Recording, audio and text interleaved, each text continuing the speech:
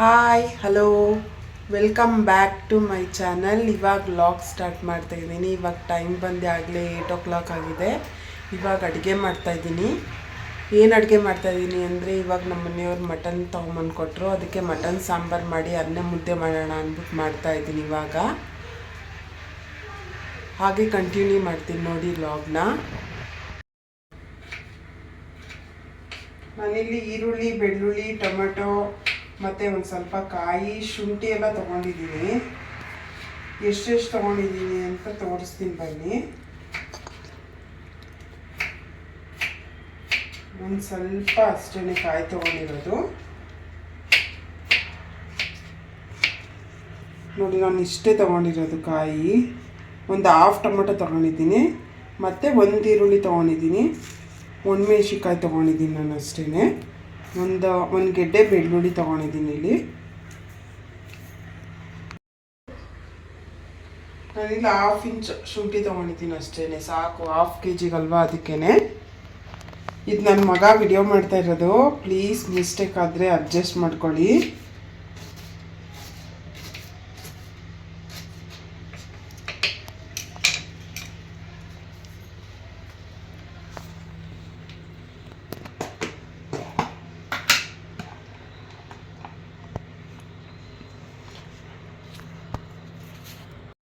ಹಾಗೆ ಒಂದು ಸ್ವಲ್ಪ ಕೊತ್ತಂಬರಿ ಸೊಪ್ಪು ತೊಗೊಂಡಿದ್ದೀನಿ ಅಷ್ಟೇ.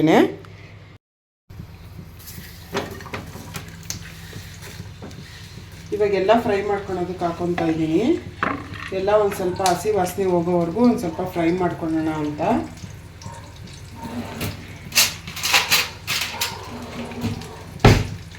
ಇವಾಗೆಲ್ಲ ಫ್ರೈ ಮಾಡ್ಕೊತಾ ಇದ್ದೀನಿ.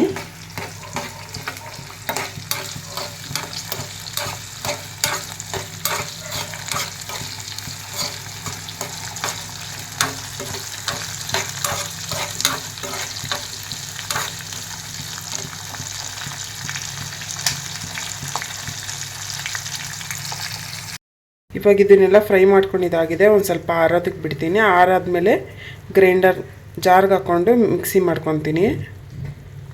ಮಿಕ್ಸಿ ಜಾರ್ಗೆ ಒಂದು 4 ಲವಂಗ ಹಾಕ್ಕೊತಾ ಇದ್ದೀನಿ. ಮತ್ತು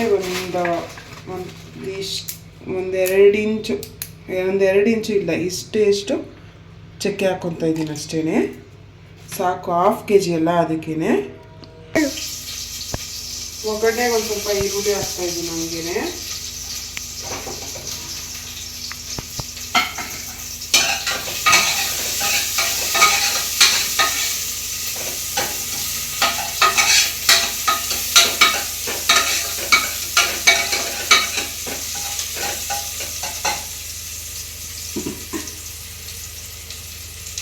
ಈಗ ಮಟನ್ ತೊಳೆದಿಟ್ಕೊಂಡಿದ್ದೀನಿ. 1/2 kg ಮಟನ್ ಇದೆ.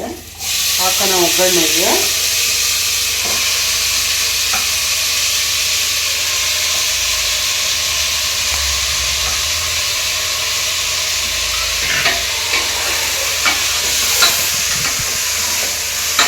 ಅದನ್ನು ಕೂಡ ಒಂದು ಸ್ವಲ್ಪ ಹಸಿ ವಾಸನೆ ಹೋಗೋವರೆಗೂ ಇಟ್ಕೊಂಡು, ಹಸಿ ವಾಸನೆ ಹೋಗಲಿ ಮಟನ್ದೆಲ್ಲ.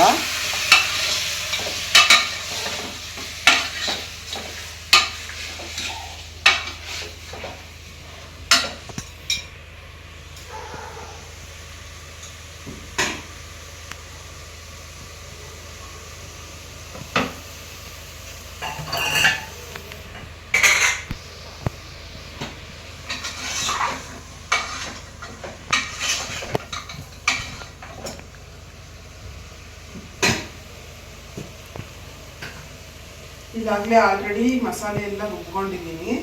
ಆ ಮಸಾಲೆನೂ ಕೂಡ ಹಾಕೋಣ.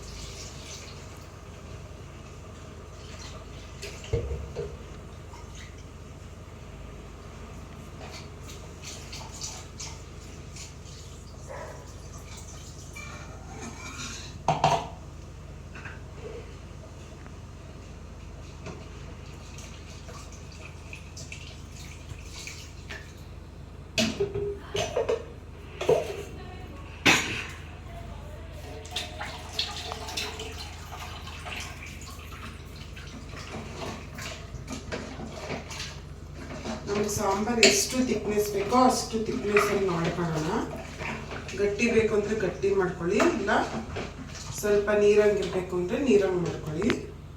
ನಾನು ಇನ್ನೊಂದು ಸ್ವಲ್ಪ ನೀರು ಹಾಕ್ತೀನಿ ಇದಕ್ಕೆ.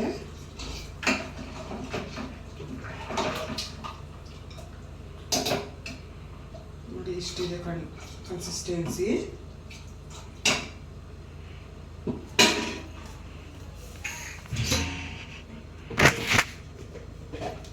ನಾನು ಇವಾಗ ಅದಕ್ಕೆ ರುಚಿಗೆ ತಕ್ಕಷ್ಟು ಉಪ್ಪು ಹಾಕ್ತೀನಿ.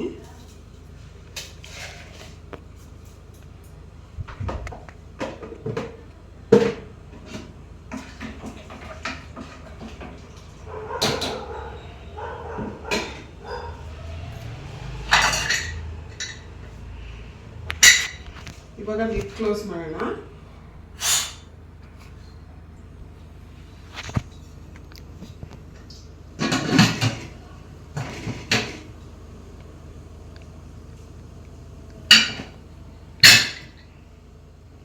ಒಂದು 4ರಿಂದ 5 ಕುಗ್ಗಿಸೋಣ, ಅವಾಗ ಚೆನ್ನಾಗಿ ಬೆಂದಿರುತ್ತೆ ಮಟನ್ ಎಲ್ಲ.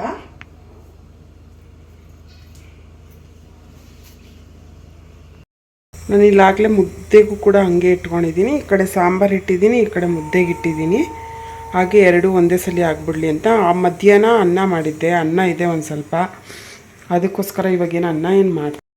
ನನ್ನ ಮಗ ಇಲ್ಲಿ ಏನೋ ಮಾಡ್ತಾ ಇದ್ದಾನೆ, ತೋರಿಸ್ತೀನಿ ಬನ್ನಿ.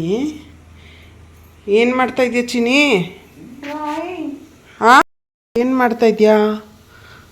ಎಲ್ಲಿ ತೋರಿಸು ನೋಡೋಣ. ವಾವ್, ಸೂಪರಾಗಿ ಮಾಡ್ತಾ ಇದೆಯಾ ಚಿನಿ.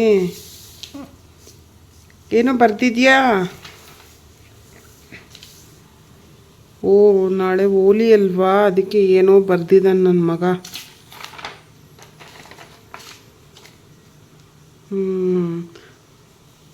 ಚೆನ್ನಾಗಿ ಮಾಡ್ತಾ ಇದೆಯಾ, ಮಾಡು ಚಿನಿ.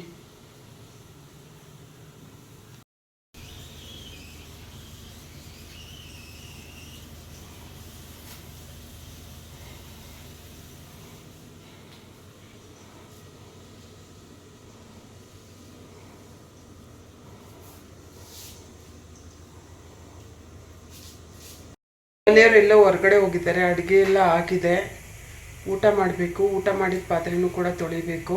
ಅವ್ರು ಬರೋಕ್ಕಿಂತ ಮುಂಚೆ ಒಂದು ಸ್ವಲ್ಪ ಸಿಂಕಲ್ ಪಾತ್ರೆ ಇದೆಯಲ್ಲ ಅದನ್ನು ತೊಳೆದಿಟ್ಕೊಂಡ್ಬಿಡ್ತೀನಿ.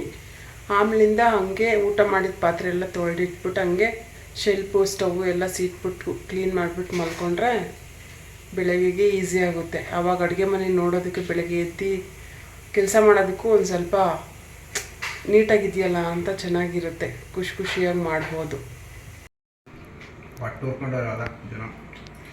ಹೆಂಗೈತ್ರಿ ಸಾಂಬಾರು? ಚೆನ್ನಾಗಿದೆ.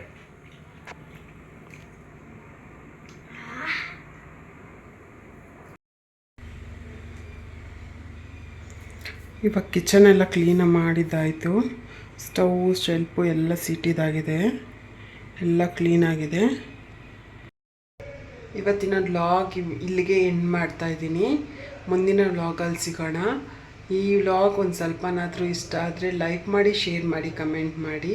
ಪ್ಲೀಸ್ ನನ್ನ ಚಾನಲ್ನ ಸಬ್ಸ್ಕ್ರೈಬ್ ಮಾಡ್ಕೊಂಡು ನೋಡಿ. ಓಕೆ, ಬಾಯ್, ಗುಡ್ ನೈಟ್.